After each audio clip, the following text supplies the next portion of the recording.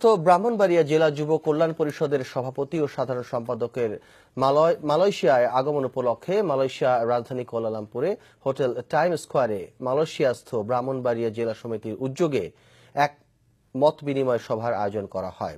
NTV Malaysia প্রতিনিধি কায়সার হামিদ হান্নান জানান, ঢাকাস্থ ব্রাহ্মণবাড়িয়া জেলা যুব কল্যাণ পরিষদের সভাপতি ও সাধারণ সম্পাদকের মালয়েশিয়া আগমন উপলক্ষে মালয়েশিয়ার রাজধানী কুয়ালালামপুরের হোটেল টাইম স্কোয়ারে মালয়েশিয়াস্থ ব্রাহ্মণবাড়িয়া জেলা সমিতির উদ্যোগে এই মতবিনিময় সভার আয়োজন করা হয়। মালয়েশিয়াস্থ ব্রাহ্মণবাড়িয়া জেলা সমিতির সভাপতি মোহাম্মদ সাইফুল ইসলামের সভাপতিত্বে সংগঠনের যুগ্ম সম্পাদক রায়হান রাজু ও সাংগঠনিক সম্পাদক ফরহাদ হোসেনের অনুষ্ঠান পরিচালনায় মতবিনিময় সভায় প্রধান অতিথি হিসেবে বক্তব্য দেন ঢাকাস্থ ব্রাহ্মণবাড়িয়া জেলা যুব কল্যাণ পরিষদের সভাপতি মাসুদুর রহমান।